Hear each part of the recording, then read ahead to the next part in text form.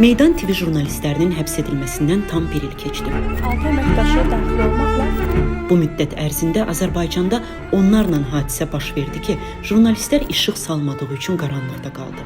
jurnalistlər həbsdə saxlanılıb. Gəlin retrospektiv şəkildə 2025-i gözdən keçirək və bilginin vacibliyini, həmçinin bizi informasiyadan necə məhrum etdiklərini xatırlayaq.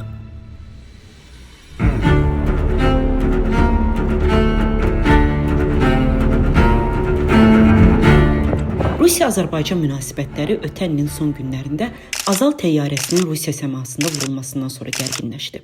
İl boyu da Rusiyada Azərbaycanlıların, Azərbaycanda Rusiyalıların həbs edilməsi sərt açıqlamalarla yadda qaldı. İlk günlər rəsmi və hakimiyyət nəzarətində olan media susqun qaldı. İnformasiyasızlıq bir çox insanda təşviş yaratdı.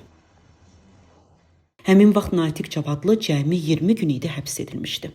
O, azadlıqda olanda belə hadisələr zamanı siyasi ekspertlərlə müsahibələr edir, xəbərlər yazır, analizlər hazırlayırdı.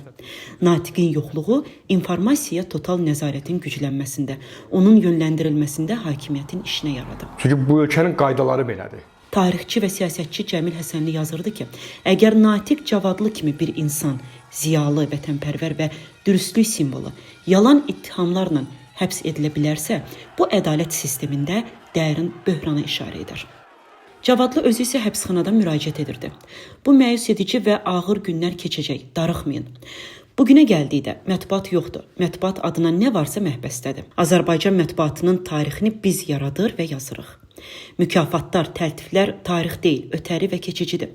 Stalin, Brejnev dövrünün mükafatlarından heç nə qalmayıb, indikilərdən də qalmayacaq. Bizim mükafatımız qələmimiz və qandalımızdır. Mayın 12-sində Gəncədə azyaşlının ölümü xəbəri yayıldı və onun ətrafında da xeyli gərginliklər yaşandı. Onun əvvəlcə döyülərək öldürüldüyü tirajlandı. Daha sonra bu xəbər inkar edildi.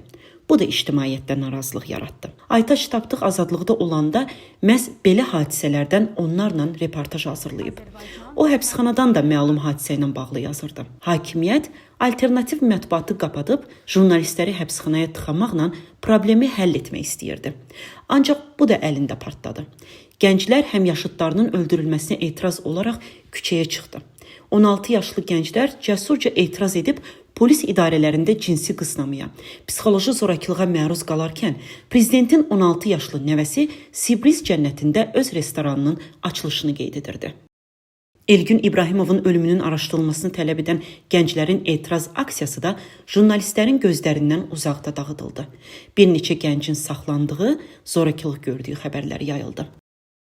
Təkcə 2025-ci ilin iyul ayı ərzində Azərbaycan mediasında ona yaxın qadın qətilləri və qətl cəhdləri xəbəri yayıldı. Hakimiyyət mediası bu tendensiyanı təftiş etməyib, hətta namus, qeyrət kimi ifadələrlə bəzəyib təqdim edirdi. Müstəqil medianın yoxluğu bu tendensiyanın ictimai rezonans yaratmasını əngəllədi. Həmin vaxt baş redaktor Aynur Elgünəş 7-ci ay idi ki, həbsdə idi və həbsxanadan da bu mövzuda yazırdı. Mənə görə həbsxanada əsas cəza növü yerli telekanallara baxmaq məcburiyyətidir. Görəsən ailə, qadın və uşaq problemləri üzrə Dövlət Komitəsindən kimsə monitorinq aparırmı? Bilirmi qadınlar bu verilişlərdə necə aşağılanır, onu döyən, zorakılıq göstərən kişinin yanına getməyə məcbur edilir? Hələ Xəzər TV-də hər axşam yayımlanan Xəyanət adlı serial var. Senarist 2 aydır qızı onu zorlayan adama ərə verməyə çalışır. Hətta bütün ailəsini zorakılarınəsirinə çevirir. Avqust ayının sonlarında feminist fəal Gülnara Mehdiyeva sosial şəbəkə hesabında yazdı ki, Qaxın kəndində 13 yaşlı qıza təcavüzə görə 30-a yaxın şəxs saxlanılıb. O əlavə edirdi ki, təcavüz edənlərdən ikisi polis işçisidir. Məsələ ilə bağlı Azərbaycan Uşaqları İctimai Birliyinin sədri Kəmali Ağazadə isə oxu aza bildirdi ki, zərər çəkmiş uşaq baş verənləri valideynlərinə özü danışıb. Təcavüz faktı təsdiqlənib və artıq bir neçə nəfər saxlanılıb. Statın sonu. Amma qurum rəsmisi detallı məlumat vermədi. Hadisəni araşdırmaq yerinə onu ictimailəşdirmiş feminist fəalı təqzib etməyə çalışdı. Daha sonra hadisə elə araşdırılmamış da qaldı. Meydan TV-nin həbsdə olan jurnalisti Xəyali Ağayeva qaxa gedib tükürbədici hadisəni araşdıra bilməsə də, həbsdə olan onunla eyni kameranı bölüşən inanclı qadın Nigar Bağırovdan müsahibə alıb jurnalist fəaliyyətini davam etdirirdi. O həbsxanadan yazdığı məktubda da deyirdi: "Bizim hazırki situasiyamız bir növ qol güləşinə bənzəyir. Hakimiyyətin tutan əllərinə qarşı jurnalistlərin yazan əlləri. Bugün zor gücü ilə ölkə mətbuatını yıxan hökumət qalib görünsə də əslində məğlubdur. Çünki məhz bizim həbsimiz hökumətin xalqa qarşı törətdiyi cinayətlərin səmimi etirafıdır. Bizi həbs edib. O səbəbdən ki, bizim işimiz zəhmətdən üzülən adamları öz varlanmasına alət sayan, xalqa daim yalan yayanları ifşa etməkdir. Missiyamız bədəni və ruhu əzilənlərə həqiqəti göstərməkdir.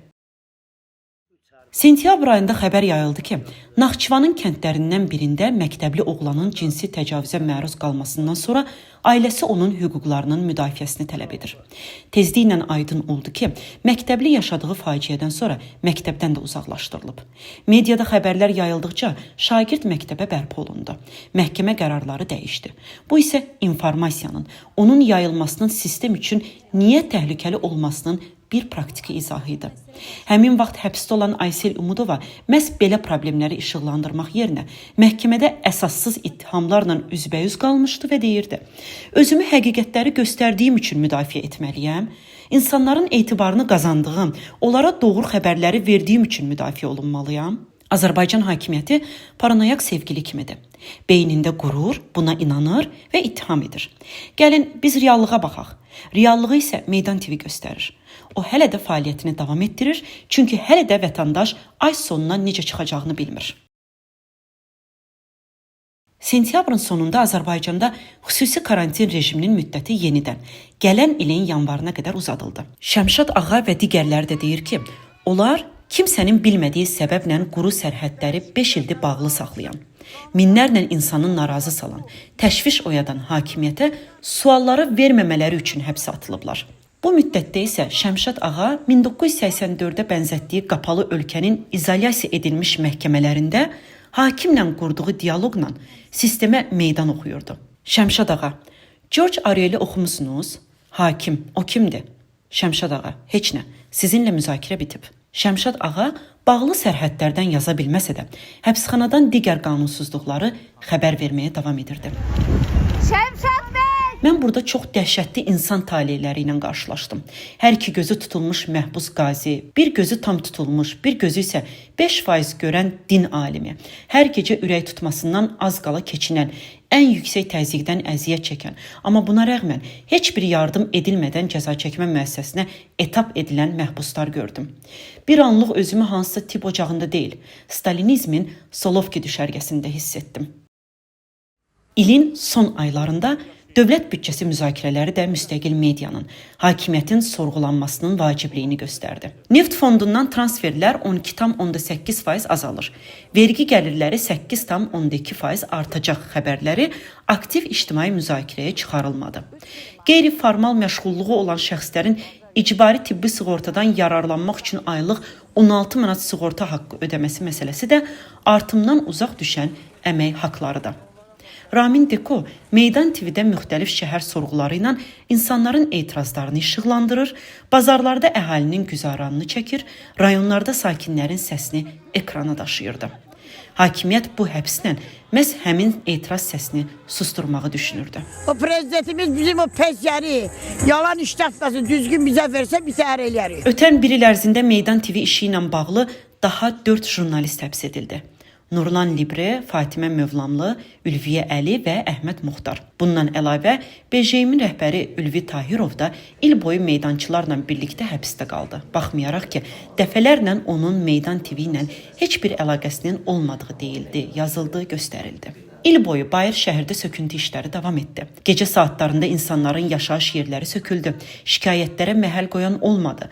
Hakimiyyət mediası ərazini səhv adlandırma, yalan xəbərlər yaymaqla diqqət yayındırmağa çalışdı. Müstəqil jurnalistlərin həbsdə olması bu ərazidəki etirazın da eşidilməməsinə yol açdı. Aprel-may aylarında Tofiq Yaqublunun aclıq aksiyası cəmiyyətin əsas müzakirə mövzularından biri olsa da, müstəqil medianın yoxluğunda Yaqublu haqqında məlumatın da çatımlılığı zəiflədi. Azər Qasımlı, 3-cü respublikaçılar, işçi fəalları, abzas, toplum işlərinə görə həbs edilənlər, qısası, repressiyaya məruz qalan hər kəs haqqında xəbərlərin hazırlanması da çətinləşdi. Meydançıların öz həbsindən sonra həbsə atılan jurnalistlərin məhkəmə proseslərinin işıqlandırılması da proses olaraq sona çatdı. Artıq məhkəməyə gətirilən jurnalistləri səsləyən həmkarları da yoxdur. Bilirsiniz, şikayətinə formal baxış keçirildi. Belə ki, cinayət işinin materialları belə gətirilməmişdi məhkəməyə. Tədqiq edilmədən məhkəmə tələm-tələsik qərar çıxartdı. Beləliklə, ötən bir ili hakimiyyət mediasının ritorikası ilə ölkəmizdəki kosmik inkişafı gözü götürməyən xarici qüvvələr həbsdə keçirdi. Bu müddətdə Azərbaycanda korrupsiya halları, rüşvətxorluq, sosial problemlər azalmadı. Büdcəyə əsasən demək olar ki, yaşayış şərtləri də yaxşılaşmadı. Xarici mediada neft zəngini kimi təqdim olunan Azərbaycan əhalisi statistikalarda bugün Cənubi Qafqazda ən az gəlirli vətəndaş kimi görünür. Dekabrın 12-sində Bakı Ağır Cinayətlər Məhkəməsində Meydan TV işi üzrə həbs olunan 12 jurnalistin cinayət işi üzrə hazırlıq iclası keçiriləcək. Hakimiyyət ölkədəki problemlərlə maraqlanmaq yerinə onları göstərən güzgünü sındırmağa cəhd etdi. Meydan TV kollektivi isə həbsxana divarları arxasında həmin güzgünün parçalarını bir araya gətirib qaranlığı işıqlandırmağa davam etmək üçün cəhd edirlər. Şəmşad ağa həbsxanadan kiçik bir xatirəsini belə təsvir edir. Başımın üstündəki nəfəsliyi açmaq istədim, amma açılmadı. 3-4 dəqiqə sonra hansısa otaqda Ahmet Kaya'nın Şəfəq türküsünün səsi gəldi. Pəncərəsiz qaldım anne. Pəncərəsiz qaldım anne, uçurtmam tel örgülərə takıldı. Hani benim gençliğim anne.